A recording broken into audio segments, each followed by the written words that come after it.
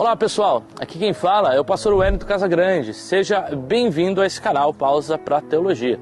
E hoje nós vamos falar da Reforma Protestante e um dos seus principais pilares, que é a sola Escritura, somente as Escrituras. Um dos pilares que foi cunhado lá no século XVI pelos reformadores, como Martinho Lutero e João Calvino, dentre outros reformadores, enfatizando a autoridade e a normatividade das Escrituras em relação a outras questões como a própria tradição.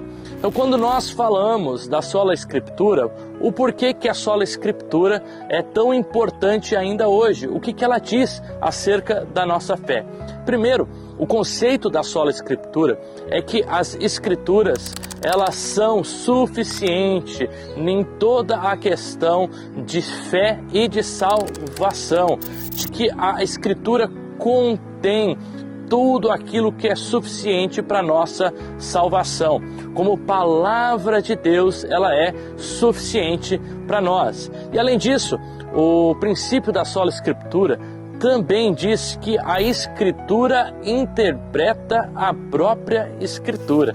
Diferente daquilo que se era pensado na época medieval, em que a tradição era colocada em pé de igualdade com a Escritura, a sola Escritura diz justamente sobre a autoridade das Escrituras quando se diz acerca de questões normativas ou referentes à própria fé cristã. No mundo em que vivemos, onde temos uma relativização tão grande da verdade e uma pluralidade de opiniões, fazer firme a sola Escritura ou somente as Escrituras é voltar justamente a esse princípio elementar na interpretação do texto bíblico. O próprio texto bíblico interpreta o texto bíblico. Como então nós podemos crer na suficiência das Escrituras ouvindo tantas outras vozes?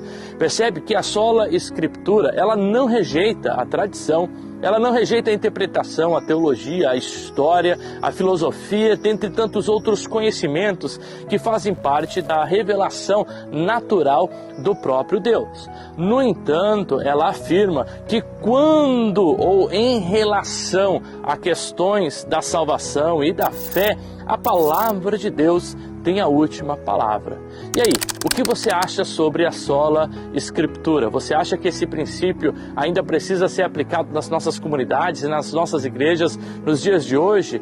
O quão necessário a sola Escritura ainda é para os nossos dias? Que Deus te abençoe. E vamos nos lembrar da Reforma Protestante, que está aí no dia 31 de outubro, afirmando seus princípios. E no primeiro princípio que nós temos aqui é que somente as Escrituras, ela é suficiente em toda a questão da salvação e de apresentação do próprio Cristo. Que Deus abençoe a sua vida.